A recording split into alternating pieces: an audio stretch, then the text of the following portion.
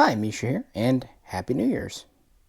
You'll either be watching this at the tail end of 2022 or the beginning of 2023. And since we spent Christmas with Star Wars, specifically, I did an episode on Rebel Starfighters, I thought we would do New Year's with some Star Trek ships, or rather, shuttles. I decided to pick 22 Federation Starfleet shuttlecraft types to kind of ring out the year of 2022. And these are from the Shuttle Pack series. Now, of course, I haven't really had many new Star Trek things to show you because Eaglemoss went defunct middle of this year. Hopefully they're coming back, but that could take a while. So, a little bit of revisiting. I actually keep my shuttles in a couple of these little crafts box from, I don't know, Hobby Lobby or something. Because the stands they come with are just little pedestals and they like to slide off, especially certain ones. So, keep them in here. And I'll more or less go in chronological order. And we'll just kind of talk about 2022 as a year as we go through. This isn't any hard lore video, just kind of my thoughts, what I like, what I don't like. Again, revisiting. In the beginning, I wasn't going to get the shuttle packs. They seemed rather pricey, and I wasn't sure. But in the end, I'm actually really glad I did, because they're kind of unique, special, and at least for now, you can no longer get them.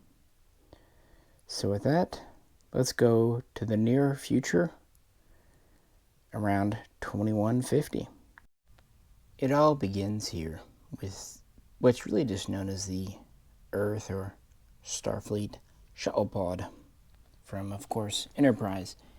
And I'm very happy that they dedicated a decent amount of time and resources to making a good shuttlecraft for Enterprise, because it would have been very important at this time before transporters were the norm. In fact, most starships didn't even have an organic or human-rated transporter system, so you would need these. And we do have more specs for it, and we do see it more than a lot of other shuttles in Star Trek. It's relatively large at about 6 meters. And these little wings do fold up. It can carry at least half a dozen people, probably more in an emergency. The other thing kind of weird is that the Enterprise only had 2 of them on board, and you'd think for a ship with a crew of over 80, you would want more backup craft in case you needed to get evacuation. Of course, they did have escape pods and all that, but you would have thought they would have at least had maybe 4, half a dozen. Oh well. We know that it is not warp capable. Makes perfect sense with the day and the time. It's about quarter impulse speed, which is still nearly a quarter, or at least 1/8 the speed of light. Not slow. It has plasma cannons for defense, nominal hull plating, ionization, no shielding. Can operate, of course, in an atmosphere and a vacuum, and has a couple of entrance and egress. Again, it's very important in Enterprise, especially in the first couple of seasons, but even at the end, we still see quite a few of these. And it's a neat design. It pays homage to what came before, but it's not quite the minivan in space aesthetic. Rather practical. The little model from Eaglemoss here, I think, impressed a lot of people. It is of a good size. It's mostly all die-cast metal, except for the bottom part, but the top metal. It's got a good weight. And I think a lot of people bought the pack this came in just for the Enterprise shuttle. And they did a very good job. They did not disappoint. So this is kind of the standard Starfleet shuttle pod we see. And this would have been used in the early days of the Federation, by which time transporters were more common. And we start to see some diversity in shuttlecraft moving forward. I debated not including the Kelvin JJ shuttles, but I decided why not. At number 21 here, we have the transport shuttle, the Academy shuttle or the military shuttle. This is relatively big, about 12 meters, so one of the largest ones we're going to talk about. And its interior is very modular, very customizable. It has kind of winglets like the old Enterprise shuttle. Little engines on top. This is not warp capable. It's basically surface to orbit or station to station, ship to ship transport, and it can carry a large number of people for a shuttle pod type thing or shuttle craft. And it's relatively neat design. Again, it does pay good homage to the Enterprise. That's why I brought it in. The problem with this whole pack, the JJ shuttles, they're small. Relatively well detailed because they're using the CGI assets from the film, but they came out kind of tiny. This one maybe being the worst offender, for being honest. It's not the most imaginative, but you know, we see it taking cadets around, and it fits in well as a transport. I want to say long range, but I'm not really sure. Again, no warp, so I don't really know if it has. I'm sure it has some basic shielding. We see it in the year 2255, but it really looks like it's an older design. So I could see this being a late 22nd century design. Although since it is so large, it probably wouldn't have fit on a lot of starships. Probably better for stations and installations. But probably a little too big to say work on the Daedalus. I like it, but I don't love it. Which is probably more than I can say the year of 2022, for being honest. The first half was eventful and a little rough. Next, we have the Starfleet shuttle, the Kelvin type shuttle from the beginning of the 2009 film. And number 20, this is the medical variant, although the standard shuttle is the same design, just different markings, so outfitted slightly differently. This too is quite large, 10, maybe 12 meters. It would appear to have at least some warp capability, especially considering they were used as evacuation craft, and it does have what look to be nacelles, very traditional, with the bulbs on the front, the Bassard collectors, and then the very iconic kind of tapered rear here. So I'm going to say this is probably our first that was warp capable, at least in some way. And they could carry quite a few people. We see them being used to transport a number.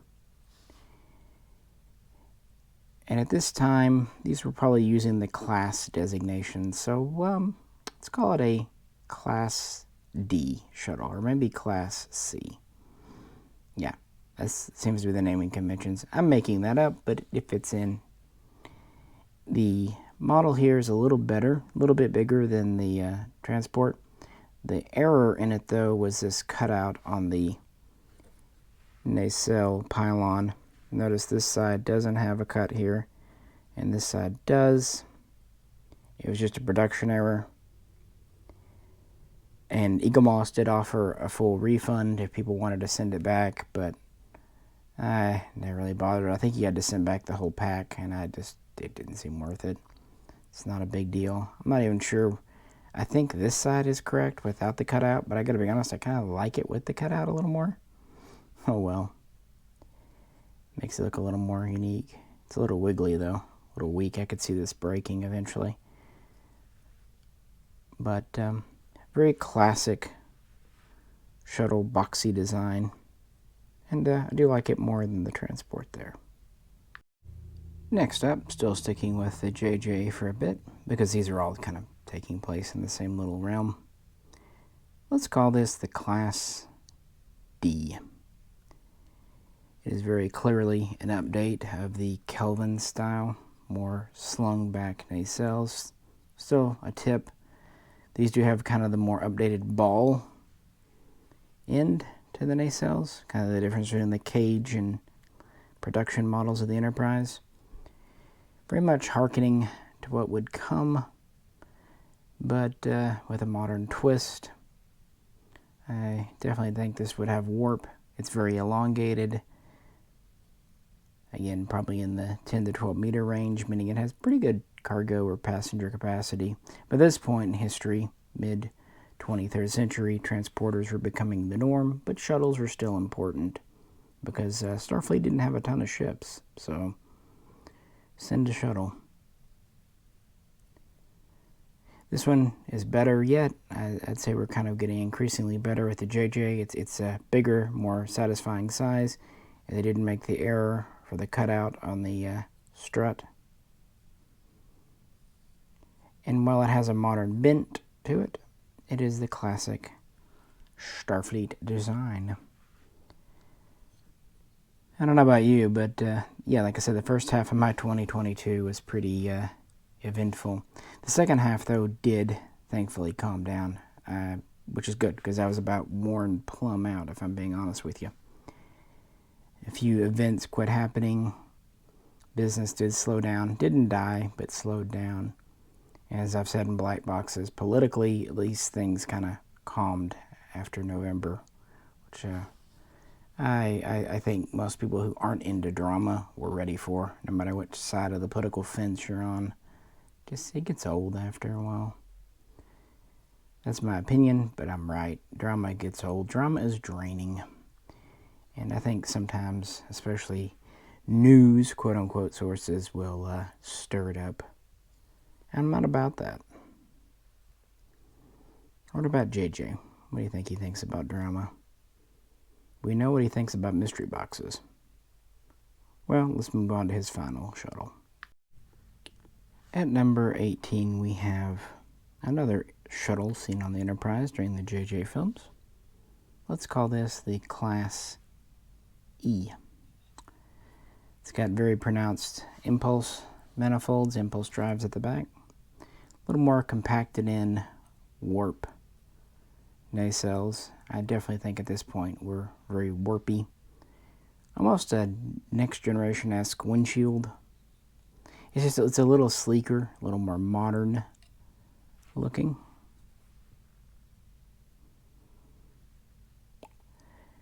And we don't really know much about the specs of any of these. That's why I'm not really going into them much. Not that we ever got a whole lot on the shuttles from Star Trek anyway, but this may very well be my favorite. Either this one or the last one. I do like the fact that we don't even have nacelle pylons or struts. We're more compacted in. They kind of look like standing ramps there. And really, these are an homage to the classic shuttle. The Galileo 7, first seen partway through season 1 of the original series. The original minivan in space. And not a bad design, considering that not only did there need to be a studio miniature, but it needed to be something that could be in the background and that actors could interact with, and that realistically there could be a set for. So the boxiness was kind of practical and intentional. But kind of like with our last one, I like that it has kind of these wings / footboards on the side. These are very obviously nacelles. Some people try to insist that this is not warp capable. That's literally contradicted on screen when we hear of one of these going to warp. Now, it does seem like this is about the only shuttle type, at least standard, on a Constitution. They also seem to have been standard on a Starbase or two, if nothing else, so pretty long range.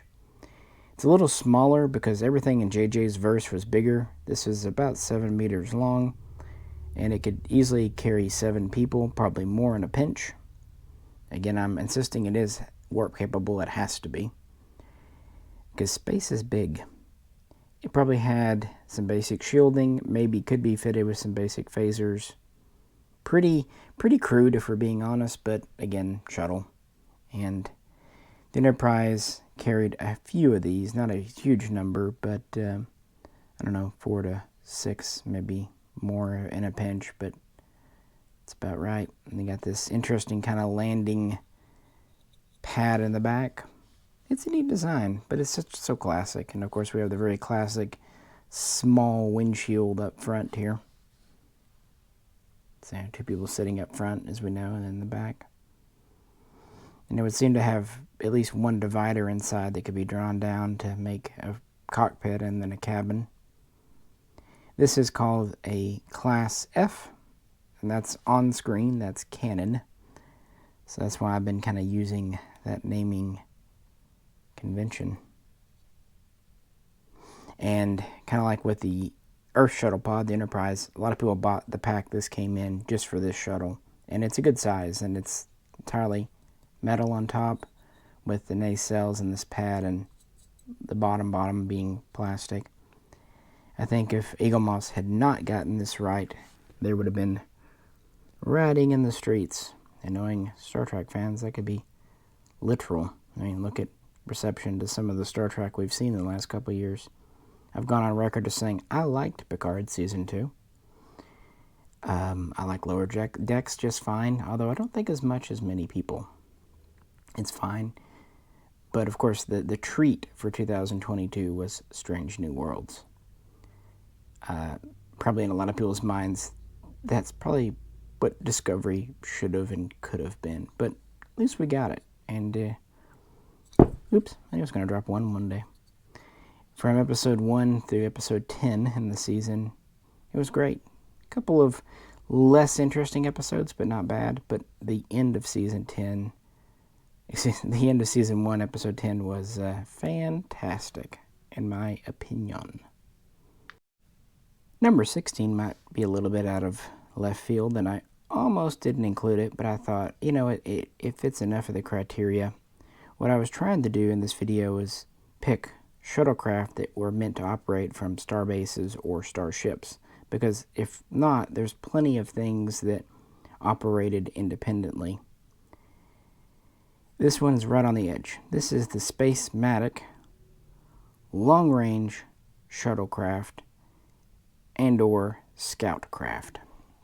And if you don't recognize it, that's okay. It's a blink and you'll miss it ship. It's from actually DS9 Season 5. This is Cyrano Jones's ship, as seen in Deep Space Nine's tribute to the original series episode.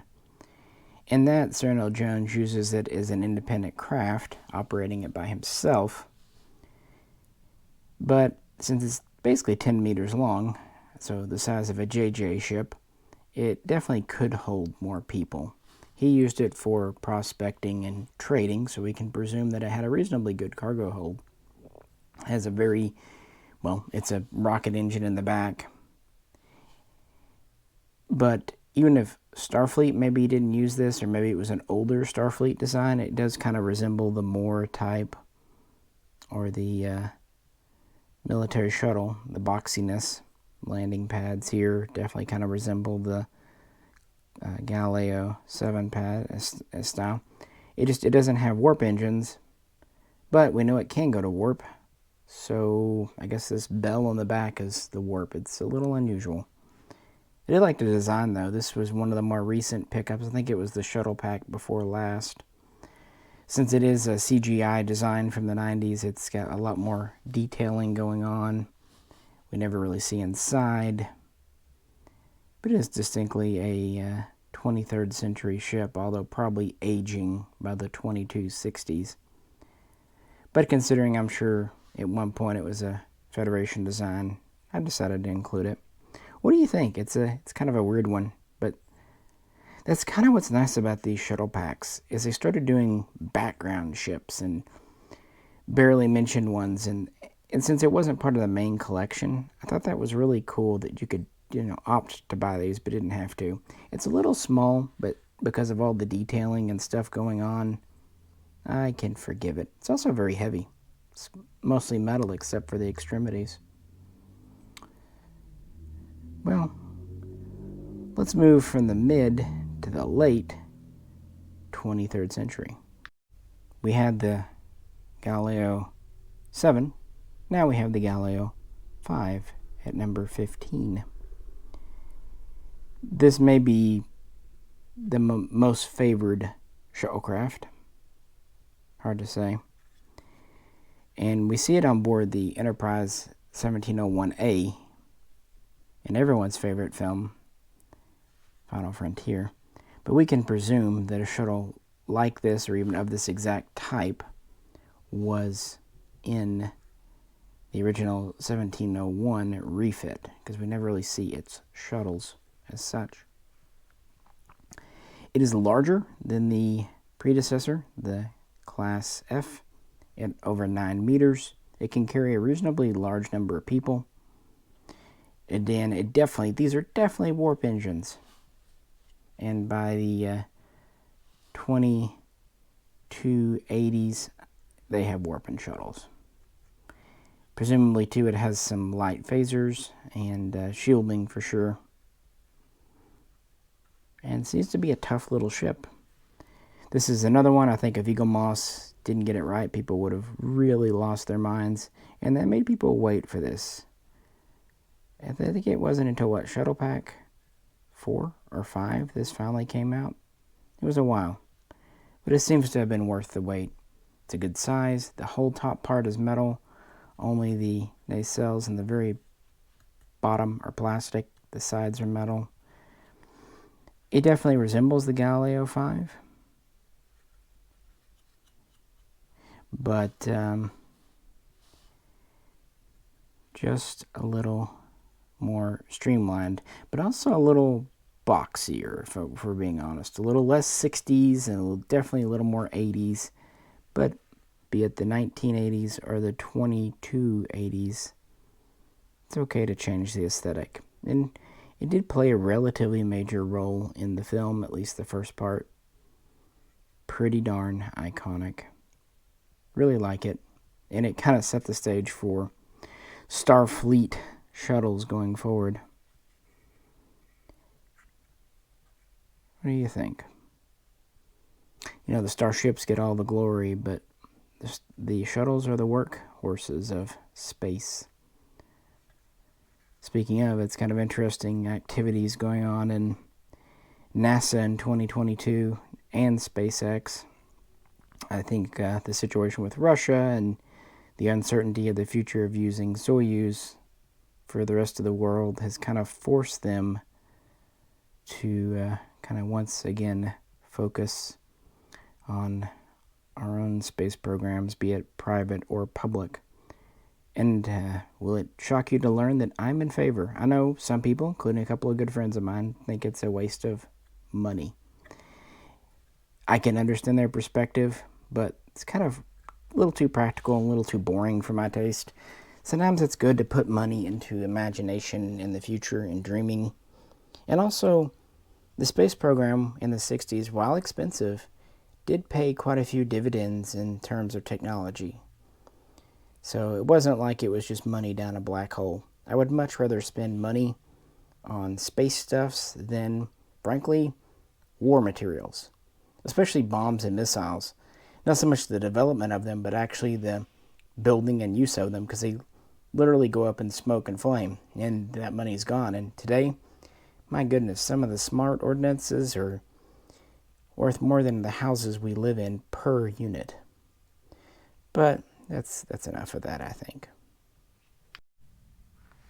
Not exactly a shuttle as such. I couldn't really not include the transport pod, although we could call it a shuttle pod. We see this in the motion picture and in Star Trek II, and in other kind of background things. This definitely does not have warp, and it really probably can't operate in atmosphere, at least not all the time, maybe emergencies. It's only about 4.5 meters long. It's pretty much just a thruster-powered little vessel for ship-to-ship transport, inspecting, maybe station to ship, as we see, ship to station. It can actually carry quite a few people. It's got one pilot, plus up to 7 others, although it seems like it gets kind of to standing room only. Although this is space, so just turn off the artificial gravity, float there. In a lot of ways, it's kind of like an enlarged worker bee without the worker part, just the inspection part. But it is very iconic for a lot of us. Very big windscreen. This was one done early on in the collection. I think it was set 2, maybe 3. And it's a good size for what it is. Relatively short, but thick. And it's mostly metal, especially the bottom. The top's partly plastic. The docking ring is too. I think where they really missed a trick, and they learned from it because later we see it, instead of just painting this black, they should have put a transparency in like they did for the Warp B. And even just a simple seat and control stick would have looked better because this is just kind of big and black. And yeah, so I don't expect him to put like a little Kirk in there. That's not what Eaglemoss does, but yeah, I think they slightly missed the mark on this one because it's kind of simplistic. It's got a lot of greeblies and stuff on it, and I like that, but I think a clear windscreen would have made it worth more the $25 it cost with the, of course you do get a magazine and a little LCARS display. But I'm not going to pretend like these were value packs. They weren't. I think everyone kind of grumped at the $100 a set price point. But if you use coupon codes and waited for sales, you could get them for $75, $80, and that usually included free shipping, so it became more reasonable. But it was a bit of an indulgence. But like I said, I'm glad I indulged. It took me a while to talk myself into it. But with Eaglemoss gone and we don't know when they're going to be back, I'm glad I did. That really kind of, not upset me, but made me wistful when they went under. That was in July. I remember we had just been out at the cabin looking at the new land, planning where we're going to build it and shooting, and came home and I already had my suspicions that they were going under, but the news hit that evening here, which would have been Monday morning in the UK. Anyway, at number 14 here we have the transport pod, which like I said can bring up to 8 people. A short distance. It's probably not even impulse rated. It's probably like the shuttle pod from Enterprise, around quarter impulse or less. But what if you need to bring more people, more cargo, a longer distance? Well, that's when you bring in the so-called executive shuttle. Seen in Star Trek VI for the first time, this is one of the biggest vessels tonight at about 26 meters, so it could carry quite a few people and probably quite a bit of cargo. It's funny though, it does kind of resemble the shuttle pod from Enterprise with the little wings, no visible nacelles as such, although again we can kind of presume warp based on its overall size.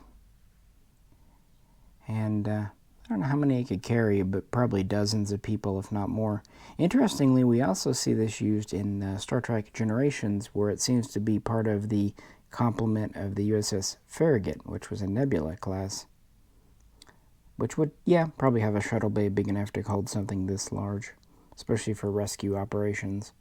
So we know that these were around for roughly 100 years in service, but, you know, it's a shuttlecraft. It's a large transport van in space, like a Mack truck. It's also kind of the forerunner to the, well, no pun intended, Runabout. I like it. I don't love it, but I like it. It's nice that they gave us another design, and of course they would later rework it for the USS Jenolan in Season 6 of The Next Generation. Back in the days of practical models, you very much had to waste not, want not. Although even today with CGI models, you can go back to the files and re-edit. We saw a lot of that in Enterprise. Good size, little flat, but quite long, and reasonably heavy, and reasonably well detailed. I'd say this is an average, unremarkable member of the shuttle pack, and that's not a bad thing. The design is quite average and unremarkable, but it's a great background ship, especially if you're kind of doing a space dock scene or a starbase scene. Something like this, zipping around, taking admirals and their parties. One might even think of it as a predecessor to the captain's yacht. But no, I do like it. Just don't really love it. With our first 10 here, this seems like a good kind of interlude. Put the light on for you in case that helps. These are all 23rd century, well, except for this one and maybe these. We don't really know how old they are, but they're still in service in the 23rd century. And what I really like about Star Trek, or any series that does this, I love the design lineage. These are, of course, a little different because they're more space dock, starbase things. But you can really see the progression of the shuttlecraft, like the mainline shuttlecraft, for the ships of the line, the heavy cruisers, from the original purpose of kind of being a transport to a support vehicle, emergency vehicle, or just something to take passengers a long range when the main ships are not available. But that is our 23rd century lineup, and good on Eaglemoss for giving us pretty good little selection. But now let's move to the next generation in more ways than one. At first, these two might look the same. And this really was when Eaglemoss started diving into the background ships. Again, this is our Galileo 5 from Star Trek 5. Here we have the so-called Hawking's type from Star Trek Generations. Essentially, it's the same. It just has some side windows. This would seem to be an updated version. Still a little over 9 meters long. Still the same type of TMP warp nacelles. In the real world, yeah, the model was simply modified to this, adding some 24th century looking side winders to this design. But considering how beloved this one is, I think having a slight variant and an optional collection like this is just fine. And this does give us a great opportunity to talk about the transition. Sometimes in my head I like to think of this as the Class G, because it came after the Galileo 5. But to fit with the new 24th century naming convention, sometimes I think of it as the Type 4. Thus, I think of this as the Type 5. Oh, there are these little humps on the side here that aren't on this one. A little bit more streamlined. So I think of this as something that would have come into service in the early 24th century. But we still see it being used around 2370. And hey, if it works and it's relatively large and durable, why not? It's also one of the last times we see the TMP style nacelles. And now, halfway through, at number 11, we come to the quintessential next generation minivan in space, which is ironic because by the time this showed up in season 5 of the next generation is when minivans are really peaking in America around, the early 90s. Even though we only see it in season 5, we know because of All Good Things, the series finale, that these were actually on board since the launch of the Enterprise D. In fact, they at least date back to 2360 or thereabouts. And they were just kind of the standard medium-range shuttle for all kinds of starships. Not especially big, so they can fit lots of places, around 6 meters, maybe 6.5. They had 1 to 2 pilots, and could carry 3 or 4 additional people. So maybe slightly less capacity than the previous versions, but we are a lot smaller. Definitely does have warp. It's at least capable of warp 3. It can also carry cargo. It has a short-range transporter system, which is maybe the first time we're confirmed to see a transporter in a shuttle, although we can presume maybe like the executive we looked at earlier had one. This definitely did. We saw it in Best of Both Worlds in use. And while it didn't have phasers as a standard feature, it did have shielding, and it could be fitted with 2 Type 4 phaser emitters if the mission called for it. This was designed to both be a miniature, of course, and be something that could be created in a 1-to-1 scale on set, or at least close to it, plus an interior. So we see a lot of these. The Type 6 really set the mold for the next generation, pun intended, of shuttlecraft. For example, we have the Type 9A here. Now this was Eaglemoss again, and this was a relatively recent release, kind of reaching deep. This was in tech manuals, but I don't know if it was actually ever seen on screen, but it was designed, and I remember knowing about it in the 90s, so I was happy when they brought it out. This is, in many ways, even though physically it's smaller, which is kind of funny. In the real world, like I said, this was 6.5 meters. This was 9.5, maybe even 10 meters. About the same warp. Some sources say 2.5. I would think at least 3, though, with the size. It's an enlarged version, primarily meant for cargo transport. It had a crew of 2 as standard, although a cargo mission specialist, a 3rd member, could be put on board. And it could carry 7 metric tons up to 9 metric tons with certain refits and upratings. And it was classed as a long-range shuttle, not medium, and it had a medium-range, more industrial-scale transporter. So it had whereas the Type 6 had more of an emergency short-range transporter that could handle a couple of people, this could transport cargo. And while, again, it didn't have phasers as standard, it could use the somewhat more powerful Type 5 phasers if needed for a mission. It had shielding. Yeah, this was just meant for longer range missions.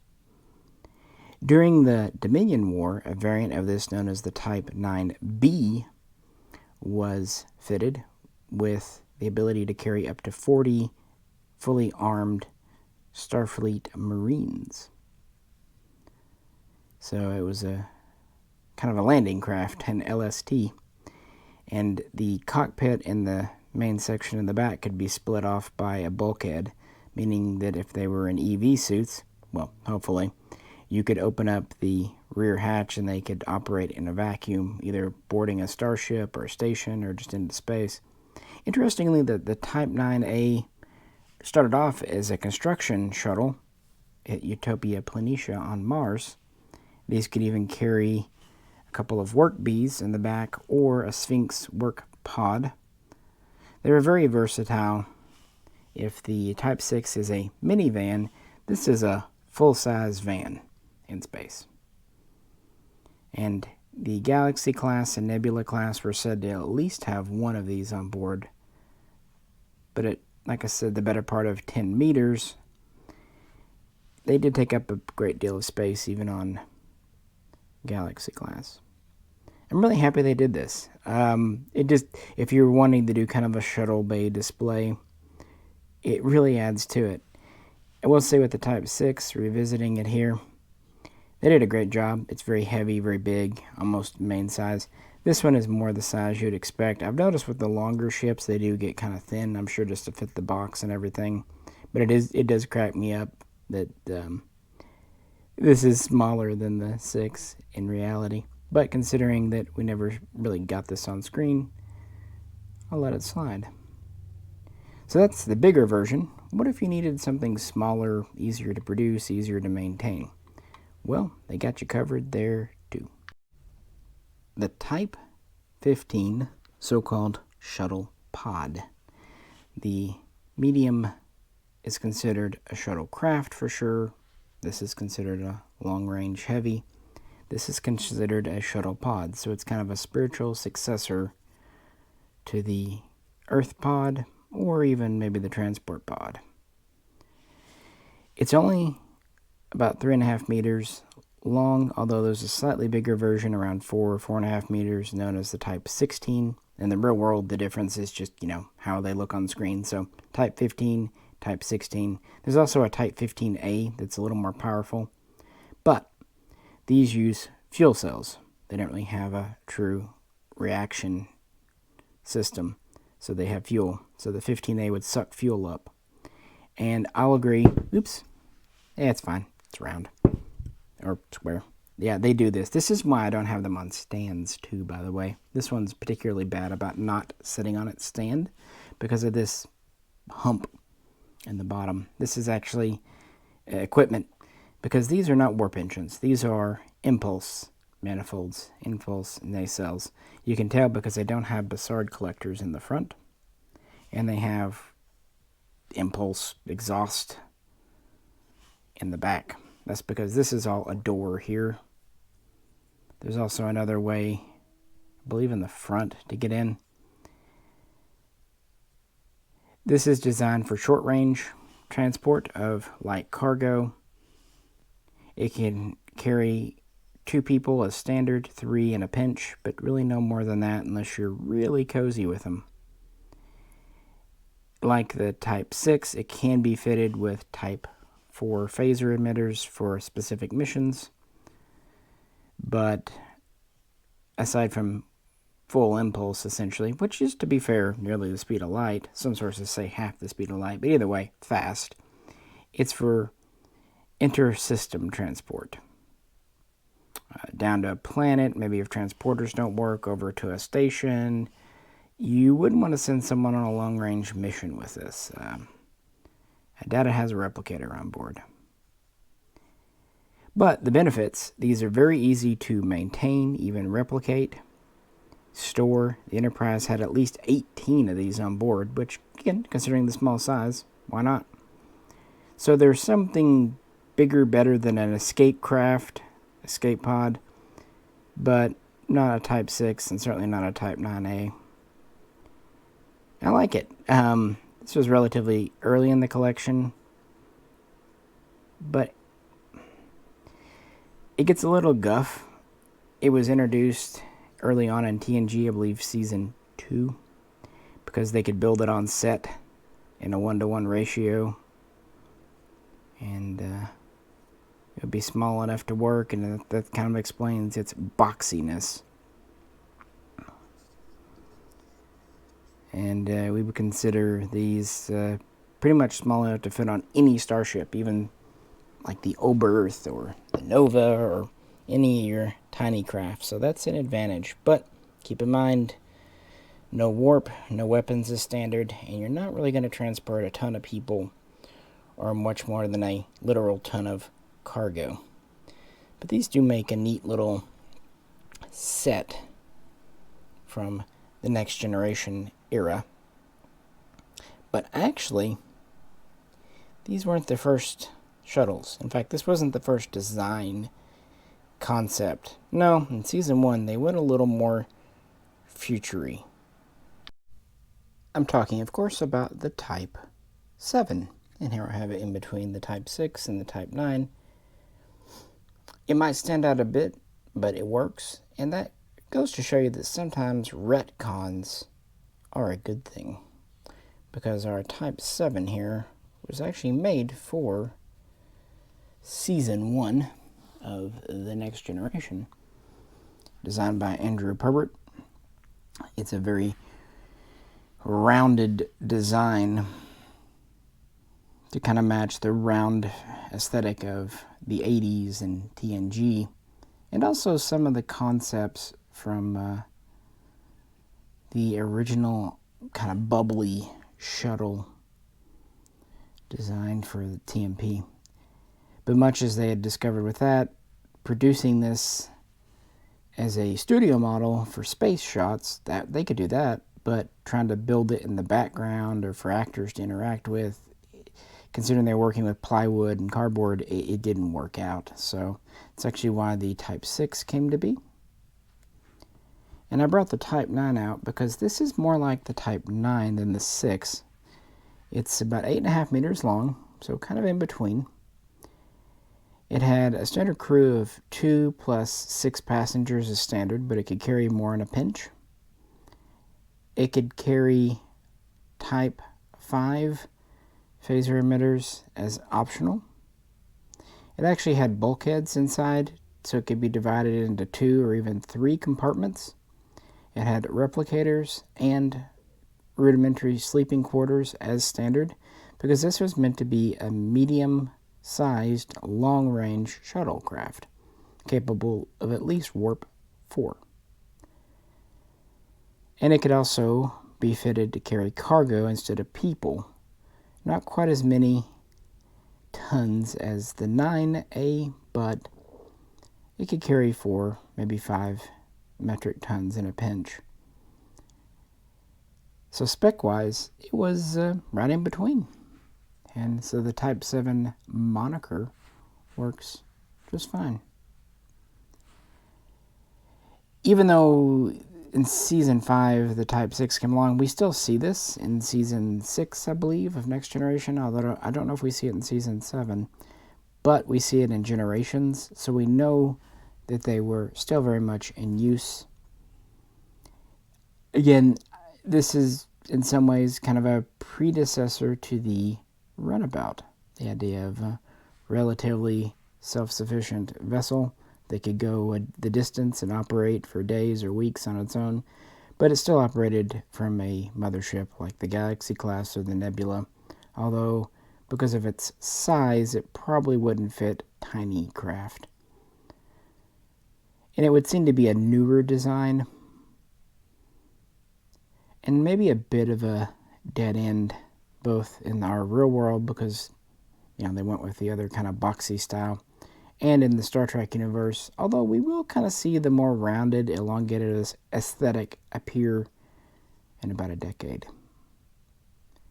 I like this design. I actually really didn't know what the Type 7 looked like until getting this from Eaglemoss, and this was when either pack 1 or 2, it was quite early on, because every time you get like a toy or whatever, a model of an Enterprise shuttle back in the 90s, it was always the 6, maybe sometimes the 15. So I never had a Type 7 before. And that's what I've always loved about Eaglemoss. Even if it costs money, it's expanded my knowledge so much, and that's me. I'm just a curious person by my very nature, and I sincerely hope that never changes as years go by. They haven't so far, and I'm already in my 40s, so we'll see. With that said, we've got Type 6, Type 7, Type 9A. There's a missing number. Meet the Type 8. Now, on Voyager, we did see some Type 6s pop in, but to give them their own shuttle early on, they did some light modifications. They really didn't have the budget, and CGI wasn't really where it could be at the time. So they modified the Type 6, just as the Type 6 had been modified from the Galileo by shortening it, and they made the Type 8 here. So it's the same basic spec, a little over 6 meters, maybe 6.5 on the outside. It has a standard crew of 2 plus up to 6 passengers, although that's getting a little tight. It has a slightly different windscreen in the front. The differences tend to be with the nacelles. Now these are patterned after Voyager's nacelles in the real world. In universe, though, this was not just on the Intrepid class. Oh no, this was basically the Type 6's replacement. It was a little faster, at least warp 4, sustained. And it had Type 5 phaser emitters as standard. Up till now, the phaser emitters were only optional. Well, now they're being fitted because as you get into 2370 post-Borg and right as the Dominion's on the doorstep, things are a little rougher. And this was meant to be a medium-class longer range shuttle than the Type 6. It also had a better transporter system. It had a medium range, medium class transporter instead of an emergency or short range class. Not quite as good as the cargo transporter in the Type 9A, but in between. So more technological improvements, and we see these performing very well in Voyager, especially in the episode that ended Season 2, began Season 3 with the Kazon. And I'm glad Eaglemoss did this. This is, again, them kind of diving deep here. So they didn't do it right away. It's very much like the Type 6, just a little more streamlined. The only problem I have with the model is one of my grills, chiller grills, is loose. It's not going to come out. It's just in there loose. I could probably put a dab of glue in, but it's not hurting anything. Other than that, though, it's actually quite heavy. It's a little bit smaller than our Type 6, which I actually think scales better with the others. If anything, I think the Type 6 is maybe just a little big, considering its relative lack of detail. So I actually think the Type 8 scales better. But in a lot of ways, this was kind of the last in this series that really can trace its roots back to the Galileo 7 and all that fun stuff.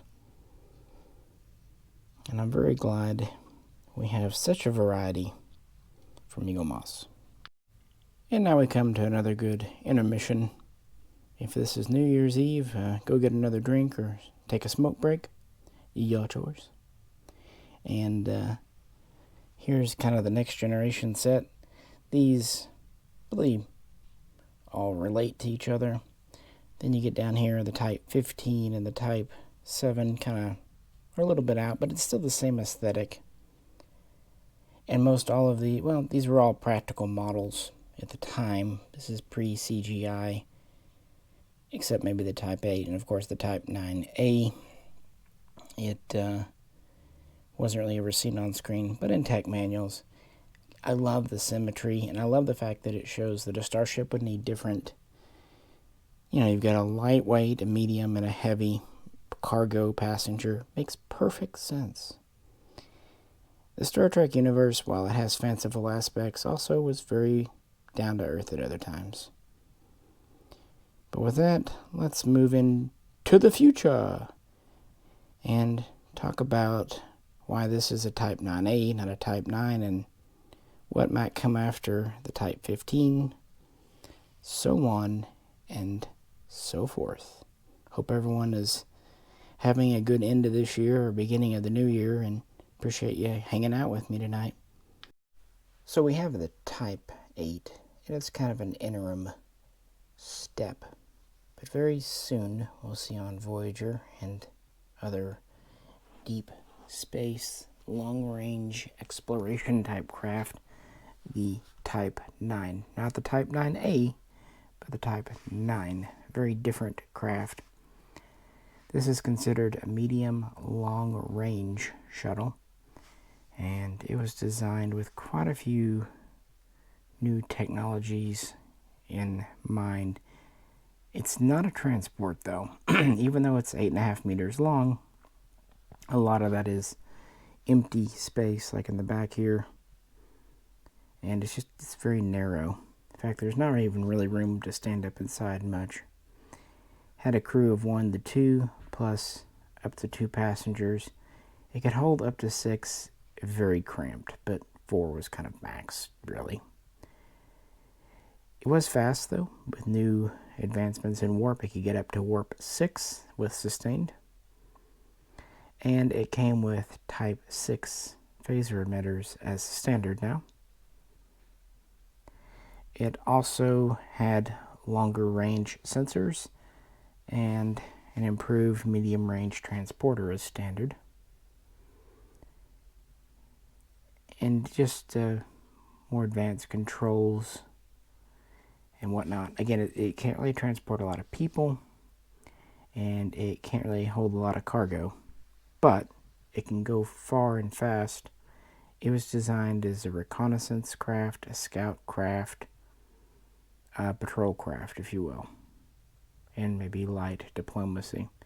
It also had improved shielding and armor protection because we're kind of entering that phase of combat for the Federation. So yeah, the Type 8 here was just the beginning, still very much looks like a Type 6. This is going into a new aesthetic. And well, we see it on the Intrepid.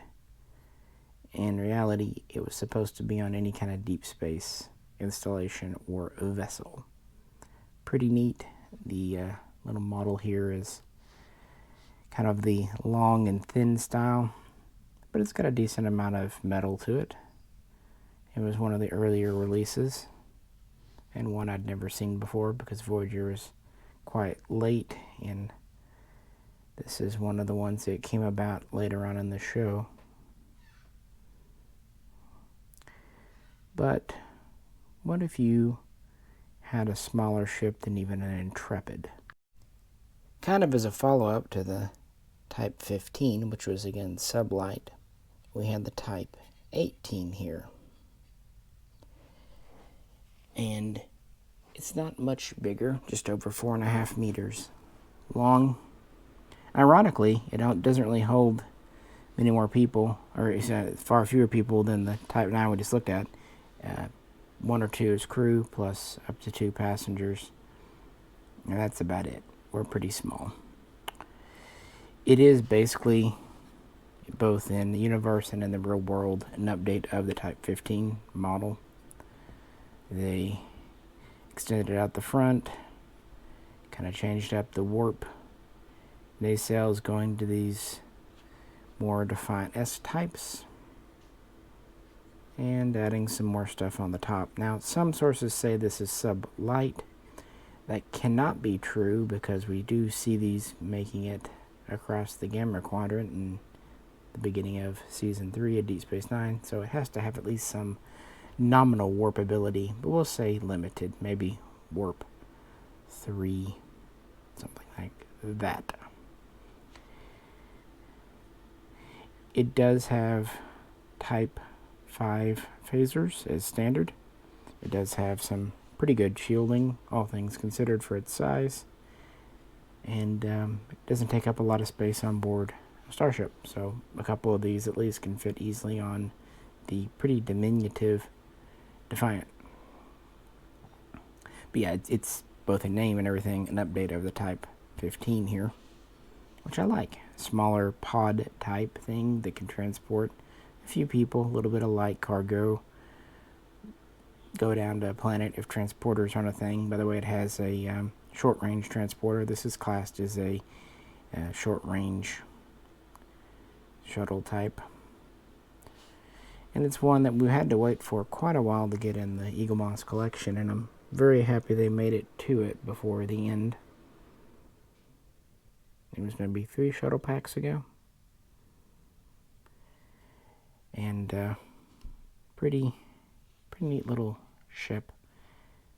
And we see it at the beginning, like I said, of Season 3 of Deep Space Nine. And then it mysteriously disappears. And there's an in-universe and a real-world explanation for that. Here we have the Type 10 shuttlecraft. And you can see some familial resemblance to the Type 18 here. This appeared later on in Deep Space Nine. And it is a much larger shuttle at over 9.5 meters, but it is very narrow and very compact, with a warp system up here.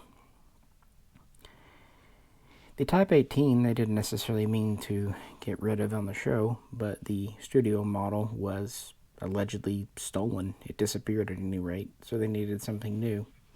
So they came up with the shuttle Chaffee here, named after one of the astronauts that gave their lives with Apollo 1. This was very much designed as a combat shuttle to go along with the Defiant class. The warp systems are compacted in. They're armored. We have armored Bassard collectors. There's also steps taken to try to prevent a warp core breach. It's a little bit slower than a Type 9 at about warp 5, But the trade-off is we get quite a bit of armor, we have a redundant computer core, we have some sensor jamming abilities, we have 3 Type 5 phaser emitters as standard, plus 2 micro photon or other ordnance launchers, kind of the first.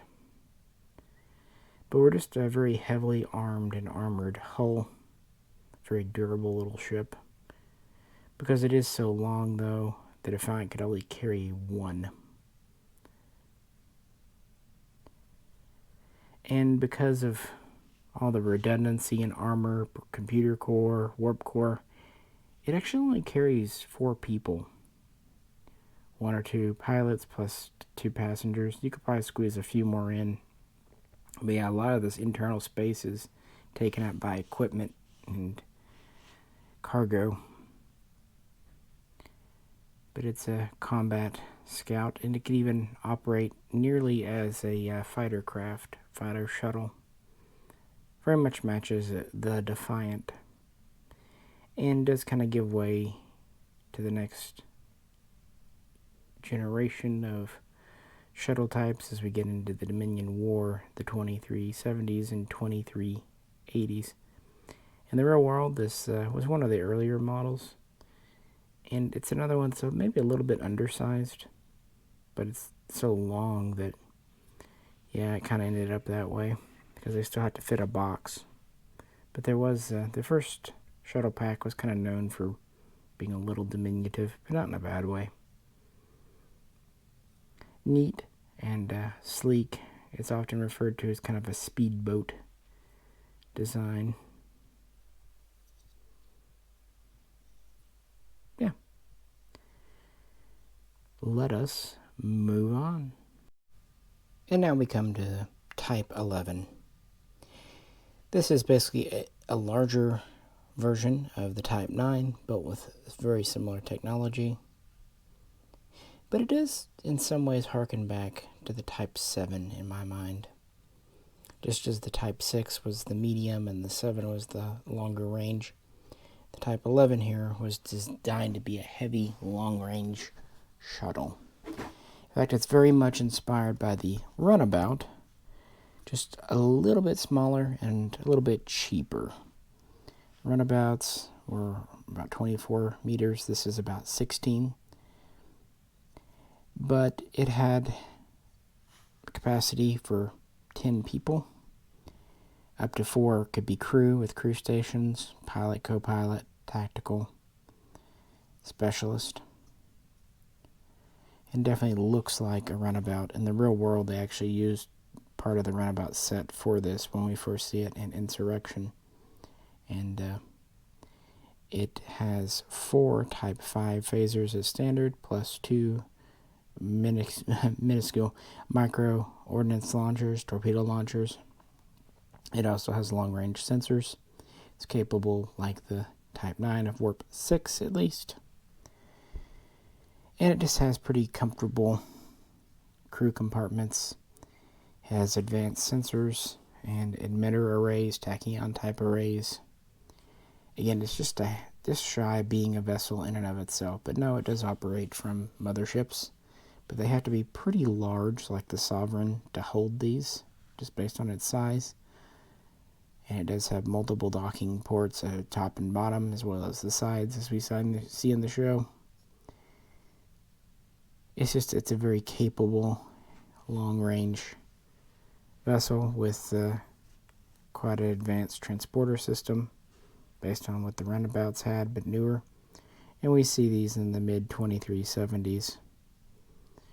But yeah, they're just the heavier version, kind of like where the Type 7 was versus the 6. Like I said earlier, the Type 9s were capable, technologically speaking, but they were small with limited capacity. This has the same abilities, plus more defensive weapons, stronger shielding, and, like I said, easily can carry 10 people and more in a pinch. And this is one of the earlier ones we got in the collection. It's quite long, although again quite thin, which is getting to that late 90s, early 2000s aesthetic.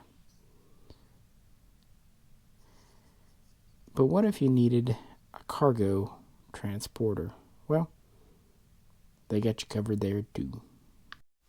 The good old Type 9A served for many years, but eventually it gave way to the Type 17.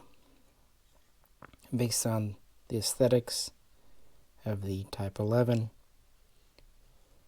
the Type 17, the one on the Enterprise known as Argos, was considered a heavy, long-range transport, mostly for freight, cargo, and of course dune buggies. And it does harken back to some older designs from, well, Enterprise and also the JJ verse. This kind of reminds me of the military shuttle, as well as that. Like the old Enterprise shuttle pod, the wings do fold. It has integrated warp nacelles. Don't really know how fast it goes in warp, but it does have warp capability. It is a little larger than the Type 11. It's about 20 meters. So it's not the biggest one we've seen today, but it's close. It is bigger than our roughly 9.5, 10 meters Type 9. It has more flexibility, can carry more cargo. It does have phasers as standard, shielding and armor as standard. Because by this point, when we see it in late 2370s on the Enterprise, yeah, they've learned their lessons about war. And you can't imagine that even a ship the size of the Sovereign would carry that many based on the size. Probably more operate from space docks and installations. It's a shame that Eaglemoss models don't really have moving parts, otherwise these wings folding up would be pretty nifty, but that's just something they never ever did. They never even did a Enterprise D with saucer separation, but that's also part of their durability. This one's quite nice. Some people kind of it, but it's actually a good size. It's very flat, but it's actually quite long and wide. And the whole top part's metal with the wings being the plastic part. I'm glad they did this. In Nemesis gets a lot of derision, but unpopular opinion, I enjoyed it. I don't know. Wasn't the best by far, but it had its moments. I think another pass or two would have been good. Maybe a different director, a little different writing, but what we got wasn't Star Trek V. Even that one I don't absolutely hate either, to be fair. And it did give us some pretty famous and designs that I like. The Valdor Romulan ship, an update of the Enterprise E. And I don't hate the Scimitar, although I don't love it. And we got Riker finally becoming captain and getting the Titan, so, Lower Decks is follow along with that. I really do enjoy Jonathan Frakes' appearance in Lower Decks. It's fun, and it's okay to have fun. Not everything has to be life and death serious. That's my opinion, but I'm right. But yeah, the Type 17 heavy long-range cargo shuttle. I don't know how many passengers it could carry, but if this one refit could carry 40 Marines, this one should be able to carry considerably more, but it wasn't really designed for that.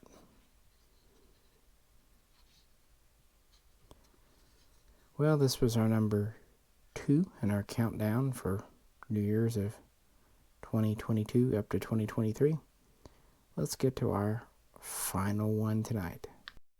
And number 1, our most advanced shuttle from the late 24th, early 25th century, and it's in a festive silver color. We don't really have a name for it. It's usually called the Starfleet Command Shuttle. The one that somewhat crazed Captain, or rather Admiral Janeway, takes back to the past. Say what you will about Endgame, wasn't the best, but it had a few good character moments, and they did have some neat ships like the Rhode Island in it. And it was nice to see the Negvar come around again. And if this resembles the Type 9 here, that's because that's what it is. They reworked it. Again, we're still on a TV budget in 2001, so yeah, be happy with what you get. It's about 9.5 meters long. Obviously, can be operated by one. Probably could carry up to 6 people. We don't really know much of the specs aside from the more advanced things, so I'm sure it's capable of quite high warp. Obviously, has good weaponry, good armor, and types of stealth system. But we're pretty much moving into this era with Picard and others, so it's not really a future ship. It's kind of current. And it does kind of actually match some of the newer Inquiry type ships you see in Picard, that kind of more angular, sleek aesthetic we're seeing, especially with the warp this engines. I can actually see this on one of the Inquiry classes. Maybe not in the festive silver color. Not my favorite one, but I'm in the end very glad that Eaglemoss did it. It's always nice to have some more stuff from Voyager. Future or not. It's not a Type 11. It's not big and hefty. But it's neat. And that gets us to the end of our shuttles today. Or tonight. Or today. I don't know when you're watching this. I know when I'm recording it. But I don't know when you're watching it. So looking at our last generation here, we can definitely see more of a military bent. Weaponry is no longer optional, it's standard. Better shielding, transporters, armor. We still have some dedicated smaller craft, like the 18 here, but that also quickly gives way to the highly specialized 10. The Type 10 is basically considered an upgraded Type 6. And of course the transport here, finally replacing the old 9A. And then the Type 9 itself is considered very much a hot rod, a sports car. It's basically a convertible. Small, fast, and advanced, but not necessarily terribly comfortable. For that, we have the Type 11, kind of reflecting the trend towards runabouts. And, it's kind of fits in with the later Galileo 5 and 7, the larger ship meant to carry 6, 7, 8 people. And then, of course, the future ship, which is a bit of return to form for the Type 9. Unfortunately, we don't have the name for it. We can call it a Type 22. Why not? But I think they definitely kind of have a thing going on. They're getting longer and thinner, just more angular, but not to the point that JJ did. To end with, and to help celebrate the new year, I've got them kind of lined out in 3 basic general groups, sort of ish. On the bottom, I have the shuttle pods, transports, the lightest class. Even though the Enterprise is larger, it's called a shuttle pod, and since it was sublight and probably was one of the smaller personnel transports before transporters were available, I'm going to give it here. And then, of course, that gives way to the transport pod, which really was just a small little doohickey. But I can definitely see how that would evolve into the Type 15. And then finally, the Type 18, which is the most advanced by far. It's a small class of ship that probably didn't change a whole lot over time, because it's for a very specific purpose. It's kind of the El Camino, the small truck. Gets the job done, cheap to produce and maintain, probably easy enough to fly, but light, short-ranged, and limited carrying capacity. And I have the light on too, just to show you, in case that helps a little bit. Of course, our biggest class is the middle row here. These are the medium shuttles. Medium range, medium size, kind of all around multi-purpose. And just because of how it is, we kind of start off with the JJ shuttle types from the Kelvin and the advanced version, and then moving into the more TOS look here. And of course the real TOS Galileo. Pretty easy to see how that evolved into the movies era shuttle. And from there, we of course have the slightly altered generations. And then we have the Type 6, the kind of bog standard. Even the real studio model for this was just a cut down version of these. And then of course these give way to the 8 and the Streamline 9. And many say that the 10 is basically a really armored, upscaled 6. Capacity-wise, these are all mid-range, 4 to 6 people, and relatively modest warps, but still capable. Modest transporters later on. These are just the bog standard, and I do like that you can see the lineage from the Galileo all the way through here to the future. I was wondering if I was going to be able to make it through on one battery. Turns out, not quite. As I was saying, we get to the end here. Future aesthetic. I will say this, these do seem to have the higher technology, even though they're smaller, the better warp transporter systems. Just Starfleet's do everything little shuttlecraft. And they're really small enough they'll fit on board most every ship. Even one Class 10 on the, Type 10 on the Defiant. And most of them are the iconic ships of this show as well. And then on top we have the third and final category. This is a bit of a hodgepodge, but these are the bigger, the heavier, or the long-range types. Again, the military shuttle, it was not warp capable, has little wings, but it was large in the show, carrying a lot of people. And this, even though it was Cyrano Jones's ship, we can definitely think it was maybe at one time a scout type. It definitely looks like a larger version of the Galileo and 5 in a lot of ways. And then we get to this, and this very, very much reminds me of this executive shuttle, of a modernized version of the military.